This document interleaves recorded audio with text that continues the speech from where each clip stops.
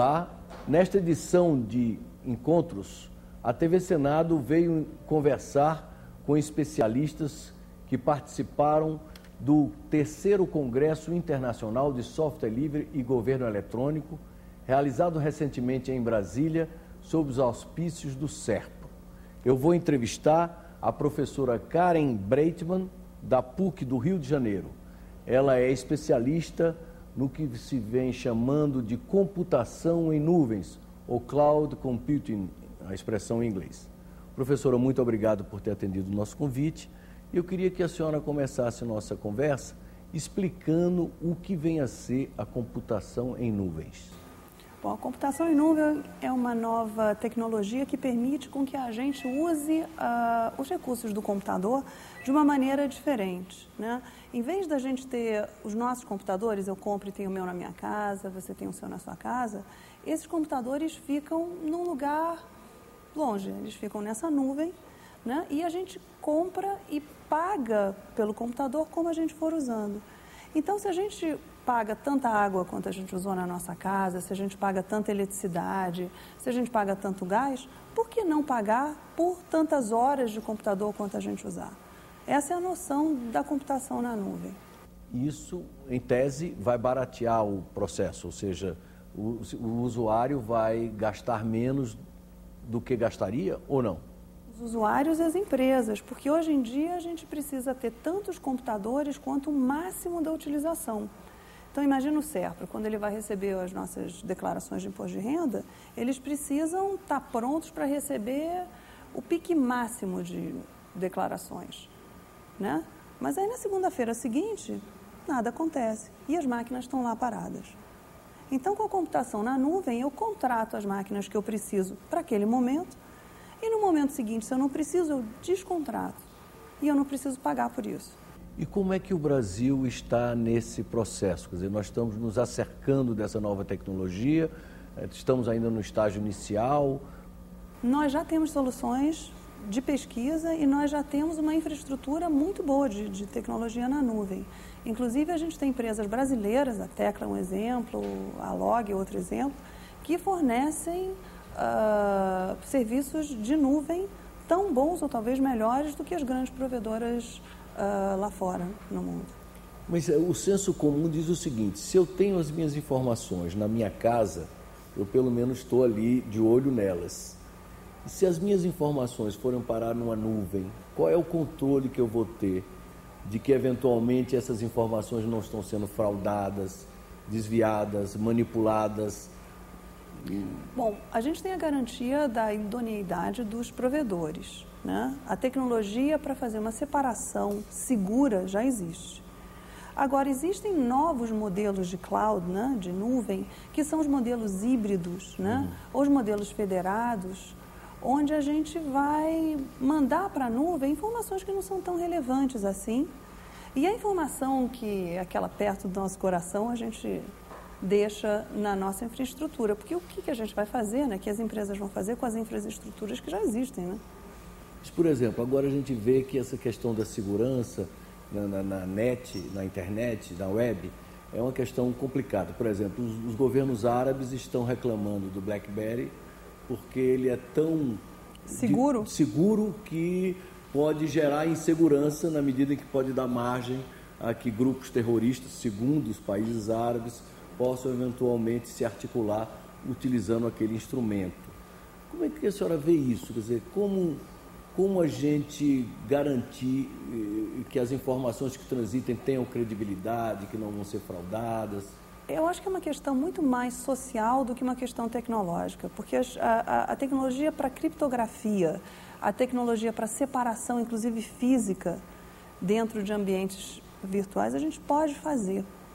O que a gente não tem, talvez, ainda, e isso demora, porque são coisas que demoram, é um debate na sociedade, a legislação que controla, o discurso ético também, né? Quer dizer, qual é a ética que vai regulamentar o tipo de utilização onde a gente não sabe onde estão os computadores? Será que eles estão em território nacional? Será que eles não estão? Então, essa é uma discussão mais ampla do que uma discussão tecnológica. Então, eu, como especialista em tecnologia, posso te assegurar, olha, a gente tem como garantir a segurança dos dados. E essas empresas que vão cuidar dessas informações nas nuvens, elas têm uma configuração no plano mundial? São empresas públicas ou são grupos privados? Tem empresas que fornecem serviços de nuvem, né, que vendem serviços de nuvem, e tem infraestruturas de software aberto, software livre, né, que é, por exemplo, o Zen, e a gente pode construir uma nuvem inteiramente com open source.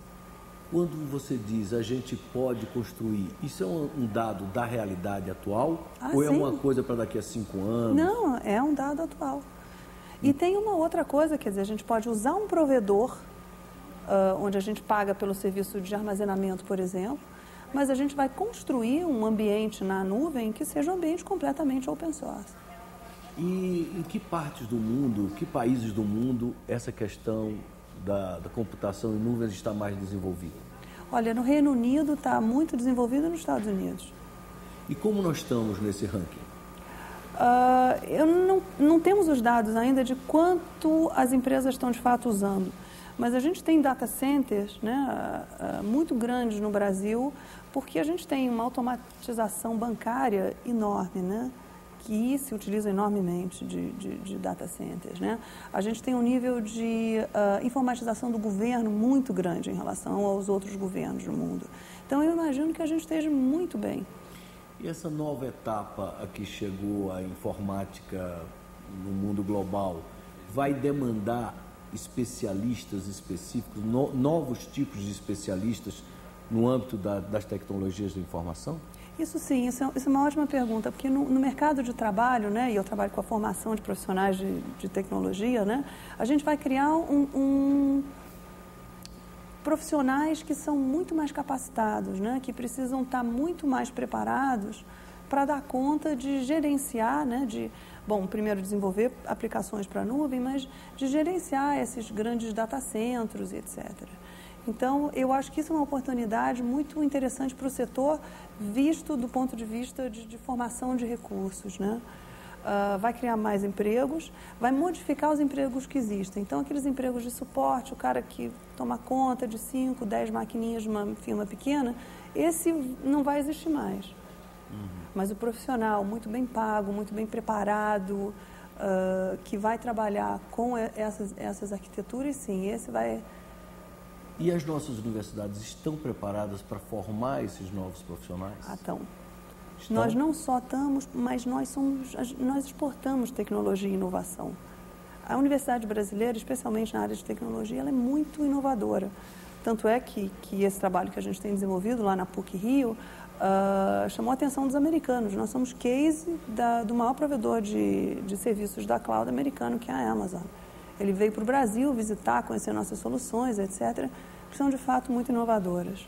Ou seja, não há o perigo de que a carência de expertise nessa área, para transferir essa expertise para as novas gerações, se constitua num gargalo a atravancar o desenvolvimento do setor. Muito pelo contrário, eu acho que isso pode ser, inclusive, um dos produtos de exportação dos brasileiros, né? Inovação como tecnológica. Última participação nesse programa, eu gostaria que você se dirigisse aos jovens que eventualmente estão nos assistindo nesse momento para comentar isso, da expectativa, das possibilidades, dos horizontes que se abrem no campo das tecnologias de informação. Jovens meninos e meninas, né? Meninas. Que precisamos de mais nessa área. Tenho sido muitos anos, né, trabalhando na parte administrativa dos cursos, né? Então, como coordenadora de engenharia de computação, eu tenho, em média, 4 ofertas de emprego por cabeça que eu consigo formar. E qual o salário médio? Olha, eles não saem, eles estão no Rio, eles não saem ganhando menos de R$ 3.500 reais. E eu tenho que dizer que hoje em dia eu já tenho alunos que se formaram há menos de 5 anos e já ganham mais que a professora. Muito obrigado pela entrevista. Imagina. Eu conversei com Karen Breitman, professora da PUC do Rio de Janeiro, e o tema da nossa conversa foi justamente essa tendência mundial para a chamada computação nas nuvens. Até um próximo encontro.